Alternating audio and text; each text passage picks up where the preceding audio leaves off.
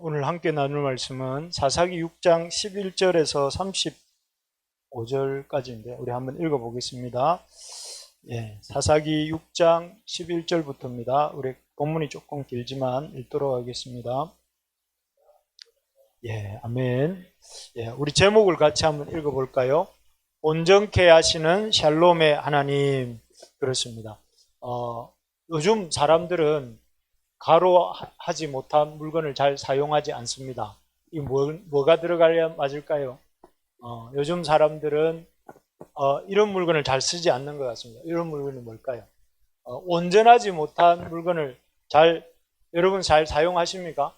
제가 아는 집사님은 이렇게 가면 사무실이 있는데 사무실에 늘 새로운 물건이 하나씩 보여요. 그래서 이거는 어디서 왔습니까? 이렇게 물어보면 학교나 아파트에서 이렇게 버려진 물건을 가져와서 이렇게 책상이며 또 뭐 책장이며 이런 것들을 이렇게 말씀해 주세요. 그래서 보면은 그렇게 말을 듣지 않으면 저 물건이 버려졌던 물건이라고 이렇게 왜 버려졌는지를 모를 그냥 산 것 같은 그런 물건들이 이렇게 있는 것을 봅니다. 그래서 참 멀쩡해 보이는데도 사람들이 뭔가 흠이 있거나 하자가 있을 때 잘 안 쓰고 버리는 것 같습니다. 그래서 참 이 사람들은 이렇게 온전하지 못한 물건을 잘 사용하지 않는 것 같습니다.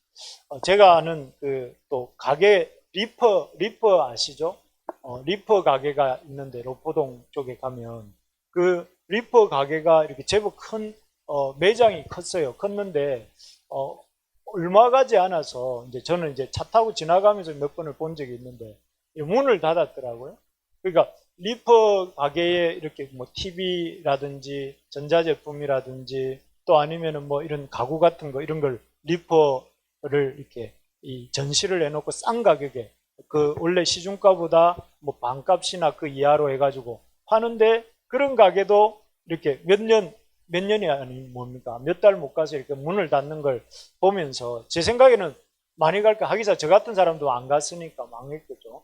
저는 몇 번 보면서도 지나갔으니까. 그런데 그런 가게들도 이렇게 망하는 것을 보면서 사람들은 참 뭔가 온전하지 못한 물건, 뭔가 이렇게 하자가 있는 물건을 좀 안 쓰고 싶어 하는 그런 마음이 있는 것 같습니다. 그래서 심지어 이렇게 사람은 물건뿐만 아니라 사람들조차도 어떻습니까? 사람들 스스로도 자기가 뭔가 흠이 있고 하자가 있다 이렇게 생각하면 참지를 못하는 것 같은데 참 이렇게 그래서 가슴 아픈 일들이 일어나는데 예를 들면은 예수님의 12제자 중에 유다라고 하는 제자가 있었잖아요. 제자는 이 유다는 여러분 잘 아는 것처럼 예수님을 은 30개에 팔았습니다. 그래서 그것을 나중에 내가 이 행동을 참 잘못했구나 그렇게 생각했던 것 같아요. 그렇게 생각하면서 마음 아파하면서 어떤 행동을 합니까? 결국 자기 삶을 스스로 마감하는 그런 가슴 아픈 선택을 하잖아요. 참 이렇게 만약에 그때 그렇게 유다가 이렇게 선택하지 않고 하나님 앞에 자기의 잘못을 예수님 앞에 돌이키고 회개하고 돌이켰다면 유다가 아주 더 하나님 앞에 귀하게 쓰임받지 않았을까 예수님에게 이런 생각을 해보게 됩니다. 왜 그렇습니까? 베드로 아시잖아요. 베드로도 예수님을 사람들 앞에 공식적으로 3번이나 부인했잖아요. 3번이나 부인하면서 어떻게 보면 예수님의 수제자로서 면모를 완전히 체면을 완전히 구겼는데 그런 베드로도 이렇게 예수님이 돌이켰을 때에 그를 용서해 주시고 그를 아주 이렇게 귀하게 사용했던 것을 보면 참 유다가 만약에 돌이켰다면 회개하고 돌이켰다면 유다 역시 주님께서 귀하게 사용하지 않았을까. 그래서 참 이 유다를 보면서 참 그런 안타까운 유다가 만약에 회개하고 돌이켰으면 어땠을까 하는 생각을 해보게 됩니다. 최근에 어떤 연예인 중에 젊은 연예인이 어떤 잘못을 했어요. 잘못을 했는데 남자 가수였는데 잘못을 했고 그 잘못으로 인해서 이 친구도 이렇게 아주 참 슬픈 선택을 해서 많은 사람들이 여러분들이 아는지는 모르겠지만 참 가슴을 아프게 했습니다. 그래서 자기가 잘못된 것에 대해서 사람들에게 어떤 그 잘못을 인정하고 그 잘못에 대해서 자기가 돌이키겠다고 여러 번 이렇게 공언도 했는데, 그럼에도 불구하고 이 사람이 안 좋은 선택을 하게 된 이유는 자기가 자기를 견디지 못하는, 자기의 그 어떤 잘못에 대해서 자기를 용서하지 못하는 그런 마음이 있는 것 같습니다. 그래서 사람들은 누구나 이렇게 좀 흠이 있는 것, 또 이렇게 결점이 있는 것, 좀 문제가 있다고 생각하는 것에 대해서 그냥 이렇게 넘어가지 못하는 경우가 참 많은 것 같습니다. 그래서 어떤 생각을 하느냐면은, 우리 사람들이 자기 자신에 대해서 그렇게 생각하다 보니까 하나님도 그런 거 아닌가, 하나님도 흠이 있고 문제가 있으면 안 쓰시는 거 아닌가, 이런 생각을, 하나님 더 그러신 거 아닌가, 그런 생각을 하는 것 같습니다. 그래서 하나님, 사람들이 이렇게 문제가 있는 물건이나 어떤 상황에 대해서 물건을 버린다거나 그러는 것처럼, 하나님께서도 문제가 있는 사람이나 사람은 이렇게 쓰시지 않고 온전하지 않은 것은 버리시는 게 아닌가, 그런 생각을 하는데, 그런데 하나님은 그런 분이 아니고, 온전하지 못하다고 해서 이렇게 문제가 있다고 해서 버리시거나 또 이렇게 포기하시는 그런 분이 아니라, 하나님은 어떤 분이라고 합니까? 여기 보면 이렇게 적혀있죠. 샬롬. 샬롬에, 하나님은 부족하고 문제가 있는 사람은 온전하게 만들어서 쓰시는 분이다. 그래서 이 샬롬에 두 가지 뜻이 있다고 제가 우리 아이들하고 나눴는데, 두 가지 뜻이 뭐냐면, 첫 번째가, 우리 오늘 참 여독이 아직 안 풀렸음에도 불구하고 열심히 찬양을 준비해서 인도를 해준 우리 지원 간사, 여러분 찬양의 주제가 평안이었던 거 아십니까? 평안에 대해서 얘기했거든요. 이 샬롬의 뜻은 평안입니다. 평안. 하나님이 주시는 평안. 그런데 이 평안의 두 번째, 이 샬롬의 뜻은 무엇이냐면 완전함이거든요. 완전함. 이렇게 평안이 어떤 상태에서 오는가 하면 완전함에서 오는 거죠. 완전해야 마음에 평안이 오지 않습니까? 그 완전함이라는 뜻을 있는데, 하나님이 여호와 샬롬이라는 것은, 하나님은 불완전한 것을 완전케 하시는, 연약한 것을 이렇게 강하게 하시고 부족한 것을 이렇게 채워주시는 그런 분이 우리 하나님이시다 하는 것입니다. 그래서 여러분, 문제가 있다고 해서 사람들은 물건도 버리고 목숨도 버리고 할 수 있을지 몰라도, 하나님 문제가 있다고 해서 버리시는 분이 아니고 고쳐서 쓰시고 변화시켜서 쓰시는 분이 우리 하나님이시다 믿으시기 바랍니다. 여러분들이나 저도 그런 사람들이지만, 부족하고 연약감이 많은 사람들이지만, 하나님 우리 고쳐서 쓰시고 또 바꾸어서 쓰시는 분이다 하는 것을 우리가 이렇게 이 오늘 말씀을 통해서 볼 수 있는데, 오늘 본문에 보면 그런 사람이 나옵니다. 누구냐면 기드온이죠. 기드온은 아주 이렇게 하나님이 보실 때, 인간적인 눈으로 볼 때 이런 결격 사유가 이렇게 온전케 하시는데, 이 결격 사유가 많은 사람이었습니다. 하나님 쓰시기에. 무엇보다 이 이스라엘을 구원하기에는 이 사람이 겁이 많은 사람이었습니다. 이 기드온이 처음 등장하는 장면은 오늘 읽었던 11절에 보면, 이 밀을 포도주 틀에서 타작하고 있는 기드온의 모습입니다. 여러분, 타작을 요즘 사람들은 안 해보니까, 저도 안 해봤으니까 제 기억에 어릴 때 조금 해본 것 같습니다. 아주 그 시골에서 이렇게 하는 일에 참여해 본 적은 있는데, 이것은 포도주 즙을 짜는 틀이에요. 여기 흙이 좀 있긴 있지만, 여기 포도를 넣고 들어가서 발로 막 익게면 그 즙이 여기로 이렇게 흘러나와서 여기를 채우게 되죠. 그러면 그거를 이렇게 즙을 짜서 착즙을 해가지고 거기서 포도 원액이 나오면 그게 알코올, 이게 놔두면 발효가 되는가 모르겠지만, 어쨌든 그런 원리로 포도즙을 짜는 틀입니다. 여기서 이 오목한, 여기서 원래 밀타작은 아주 이렇게 탁 트인, 바람이 잘 부는, 그래서 타작을 하고 그러면 바람에 의해서 그 껍데기가 날아가고 알곡을 남기는 그런 구조인, 그런 밀타작하는 마당에서 타작을 해야 되는데, 여기에 보면 기드온이 여기에서 이렇게 밀을 타작하고 있는데, 그 이유는 미디안 사람들이 자신이 밀 타작하는 걸 보면 그 밀도 빼앗아가고, 또 미디안 사람들에게 곤욕을 치를 것이 두려워서 여기에서 숨어서 이렇게 밀을 타작하고 있는 모습으로 이렇게 등장합니다. 그런데 이렇게 어찌 보면은 앞으로 이스라엘을 미디안의 손으로부터 구원해야 되는 그런 중대한 사명을 갖고 있는 사람이라면, 적어도 좀 이렇게 담대한 마음을 가지고 있는 사람이어야 할 텐데, 그런 사람이 아니라 두려움이 있는, 두려워하고 또 그래서 어떻게 자기 몸 하나를 건사하기 위해서 숨어 있는 그런 사람의 모습이 기드온의 모습입니다. 그리고 또한 기드온은 하나님 앞에서 볼 때 이 영적으로 아주 좀 미숙하다고 해야 될까요? 분별력이 없다고 해야 될까요? 뭐 그런 사람이었습니다. 왜? 그리고 또 그렇기 때문에 뭐가 있느냐? 원망이 가득한. 원래 하나님이 기드온에게 나타나셔서, 주의 사자가 기드온에게 나타나셔서 말씀하시잖아요.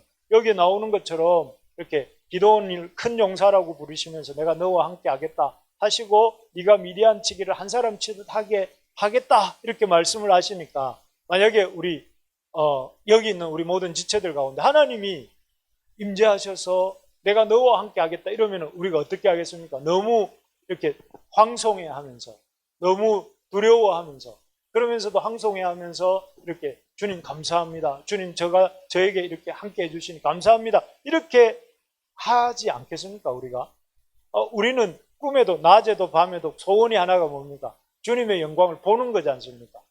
아닙니까 여러분? 기도할 때마다 여러분 뭘 놓고 하나님 저에게 하나님의 영광을 한번 보여주십시오, 하나님의 영광에 한번 사로잡히게 해주십시오, 이게 우리의 소원인데, 그런데 이 기도는 그 하나님의 영광의 소원을 경험하는 자리에서 뭐라고 하느냐면은, 여기에 보면 처음에 이렇게 보면 주님께서 우리와 함께 계시면 어찌하여 우리가 이 모든 일이 우리에게 일어났나이까? 우리 조상들이 일찍이 우리에게 이르기를 여호와께서 우리를 애굽에서 올라오게 하신 것 아니냐 한 그 모든 이적이 어디 있나이까? 이제 여호와께서 우리를 버리사 미디안의 손에 우리를 넘겨주셨나이다. 여기 보면 그 원망하는, 하나님에 대해서 원망하는 마음, 하나님이 우리를 버리셔놓고 어떻게 하나님 우리와 함께 계시다고 말씀합니까? 이렇게만. 사실은 이 하나님이 이스라엘을 버린 것입니까? 이스라엘이 하나님을 버린 것입니까?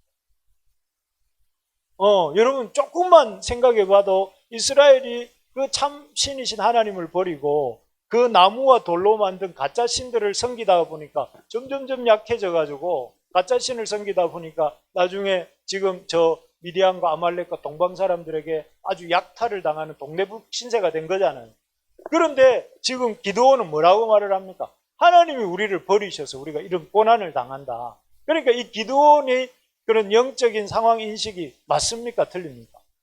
잘못된 것이죠. 우리가 하나님 앞에 범죄하였습니다. 그 결과로 우리가 이렇게 고난을 당하고 있습니다. 이렇게 말을 해야 맞는데, 기드온은 지금 하나님이 그렇게 하셔서 하나님 우리를 버리셔서 우리가 이렇게 고난을 당하고 있습니다. 하나님 그러면서 하나님에 대해서 원망이 가득한 이런 모습을 보게 됩니다. 그래서 참 이 모습을 보면 기드온이 영적으로 참 이렇게 분별력이 없다고 해야 될까요? 영적으로 좀 잘 모르고 있다 이런 생각이 들고, 또 그 하나님에 대해서 감사하는 마음보다는 의심과 원망이 가득한, 나중에 보면 이 기드온이 하나님 앞에 계속 징표를 요구하잖아요. 표징을 요구하잖아요.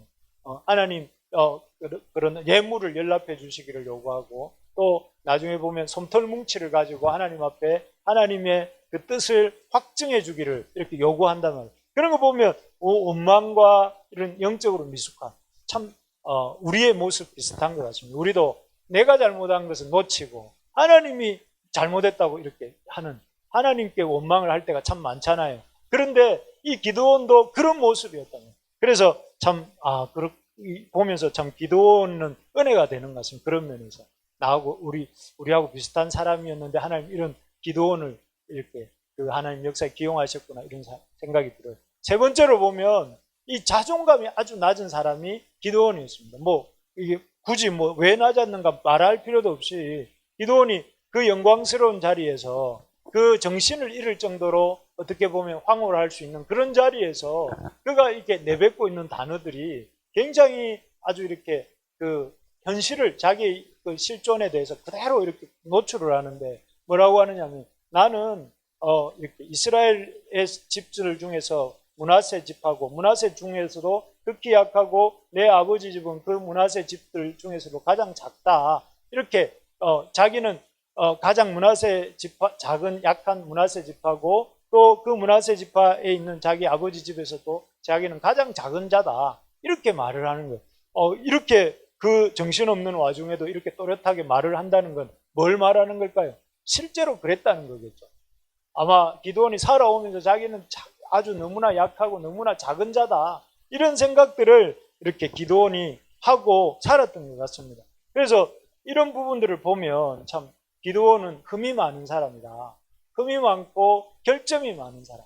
참 어떻게 보면 사람 생각으로는 이왕이면 기드온 같은 사람이 아닌 다른 좀 흠이 덜 있는 사람을 데리고 일을 해야 되겠다, 이렇게 생각할 만한 그런 존재가 기드온입니다. 그리고 하나님이 보실 때 참 이런 사람을 굳이 다른 믿음 좋은 사람이 있을 텐데 이렇게 생각할 수 있는데, 그런 하나님은 이런 기드온을 버리지 않으시고 어떻게 하십니까? 기드온을 쓰십니다. 그래서 기드온을 온전케 하세요.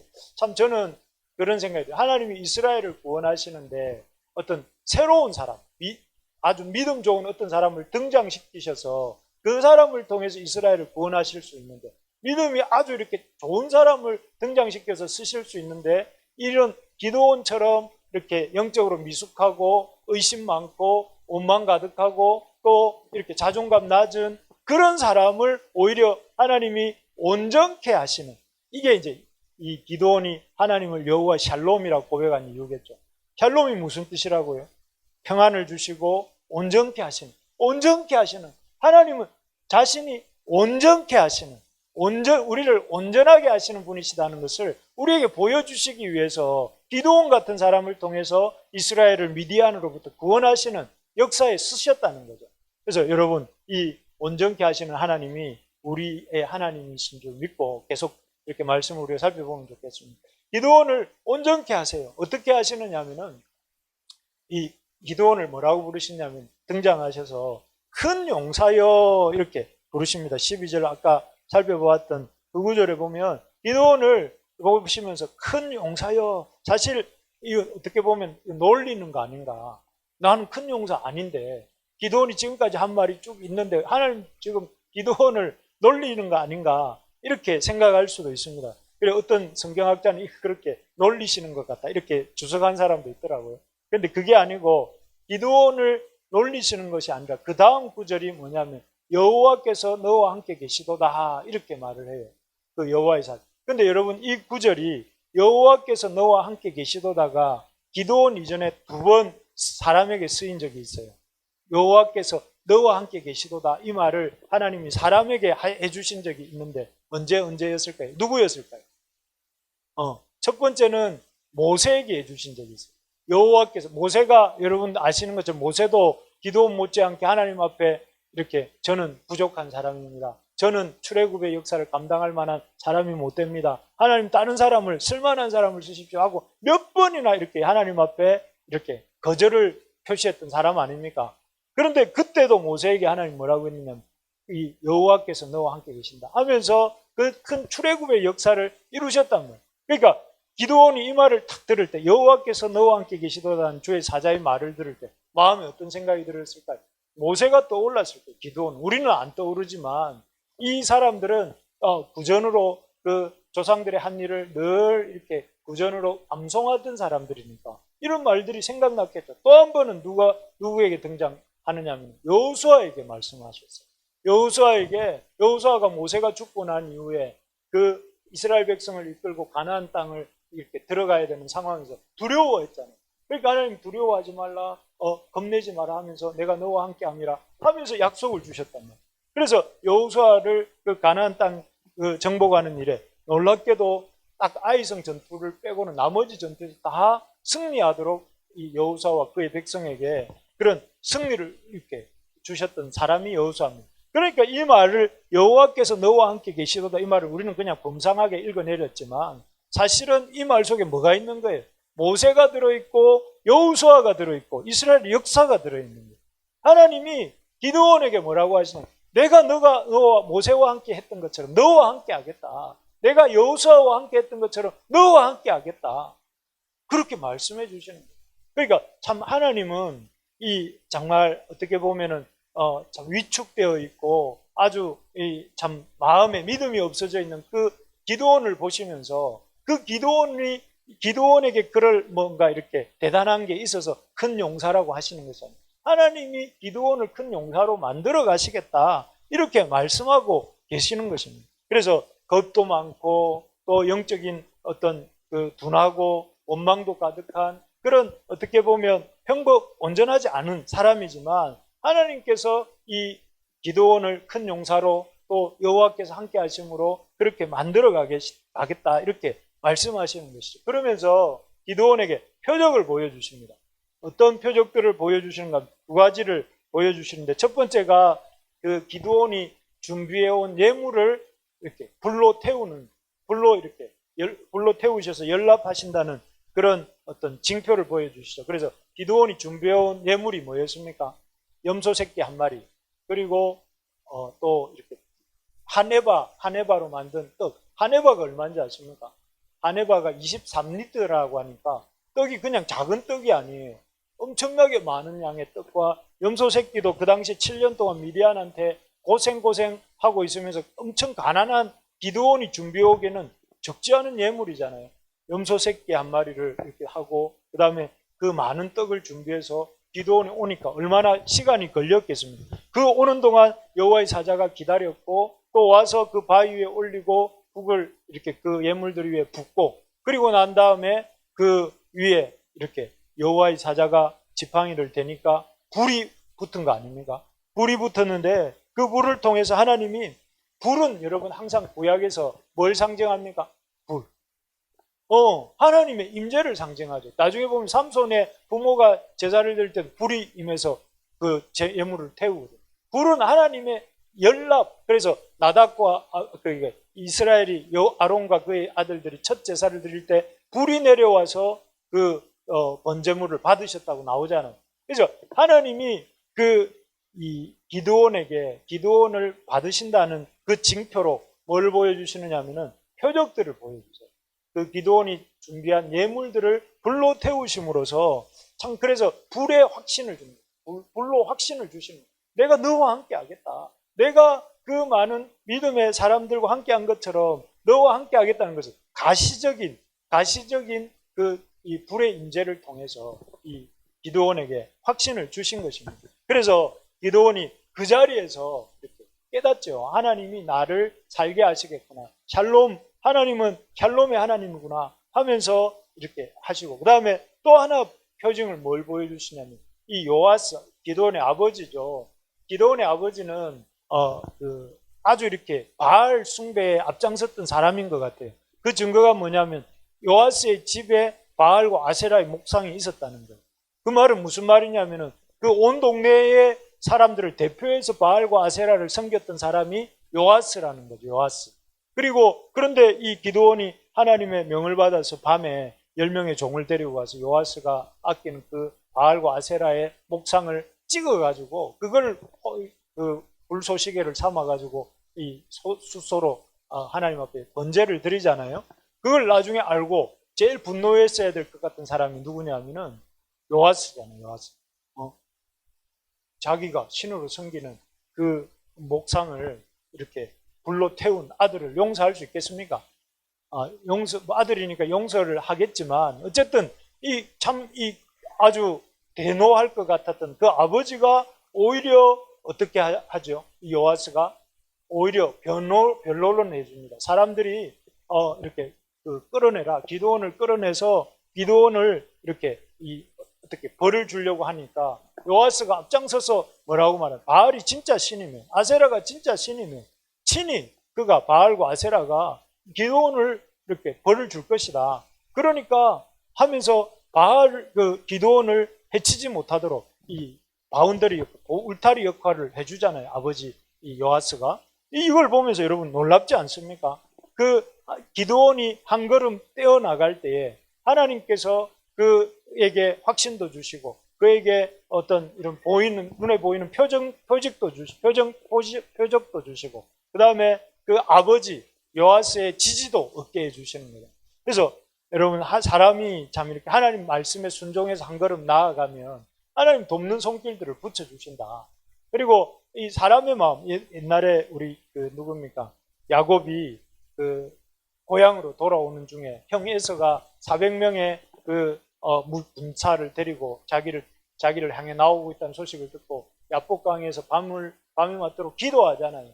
기도하고 그 다음날 이 형 에서의 얼굴을 봤는데 무엇과 같다고 했습니까? 천사의 얼굴과 같았더라 이렇게 나오잖아요.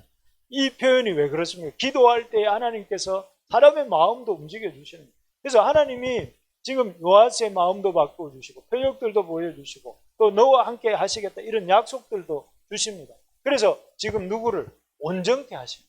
하나님 샬롬을 주시는 기도원을 점점점 이렇게 믿음의 사람이 되도록 하나님을 믿는 사람이 되도록 하나님을 믿고 주시는 명령에 순종하는 사람이 되도록 하나님이 도와가십니다. 그러니까 믿음이 없는 게 문제가 아니고 하나님 앞에 나오지 않는 게 더 큰 문제예요. 하나님 앞에 나오면 하나님은 어떻게 하세요? 믿음을 자라가게 해주시는 거죠.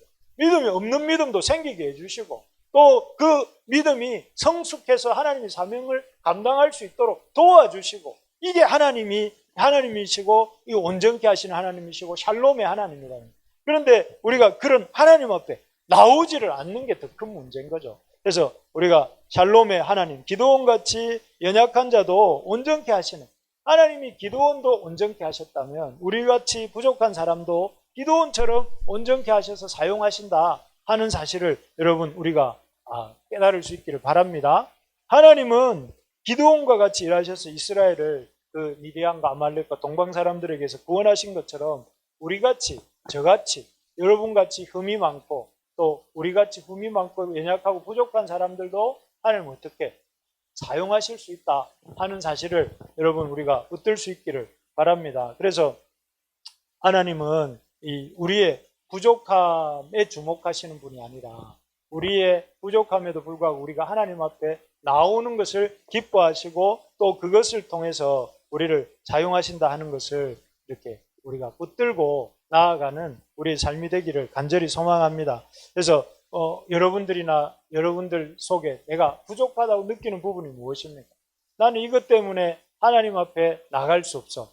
나는 이것 때문에 하나님이 쓰시기에 부족해. 과거의 잘못일 수도 있고 또 현재의 부족함일 수도 있고 나의 어떤 능력의 연약함일 수도 있고 그런 것들이 있을지라도 그런 것들을 들고 우리 하나님 앞에 나아갈 때에 하나님이 완전케 하셔서 온전케 하셔서 우리를 사용하시는 줄 믿고 하나님 앞에 나아가는 저와 여러분들 되기를 소망합니다.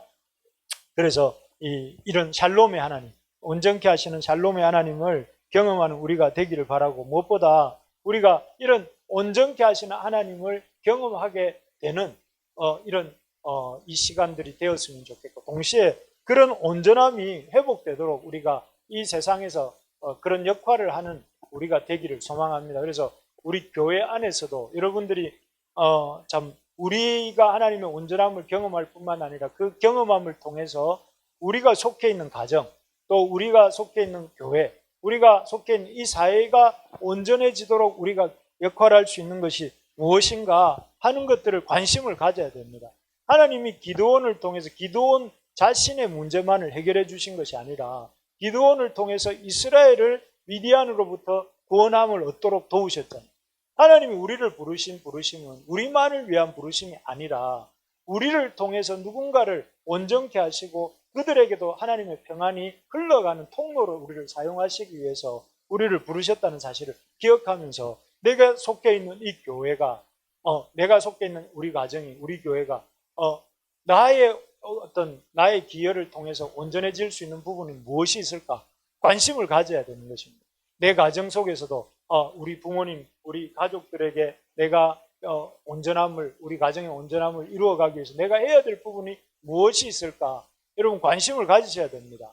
가정은 뭐 알아서 부모님이 이렇게 가정을 꾸려가시겠지가 아니고 내가 가정의 한 부분으로서 내 가정을 어떻게 이렇게 온전한 샬롬의 가정을 이루기 위해서 기여할 것인가 이런 고민을 해야 되겠고 나아가서 교회도 여러분 교회가 그냥 자연스럽게 운영되는 것이 아니라 우리는 그리스도가 우리의 머리시고 우리는 그 몸의 각 지체잖아요. 온몸이 제 기능을 할 때 머리는 머리가 있지만 손은 손으로 손은 발은 발로 각각의 기능을 해 나갈 때 그것이 그 몸이 제대로 건강하게 이렇게 유지되고 자라가지 않습니까? 그래서 여러분 교회에 와서도 어떤 생각을 해야 되냐면 어떻게 하면 내가 이런 이 교회 공동체 한 부분을 내가 부족한 부분을 채워가야 될 부분은 무엇인가? 이런 생각을 하면 각자가 그렇게 할 때 교회가 샬롬을 누리게 된다는 거죠.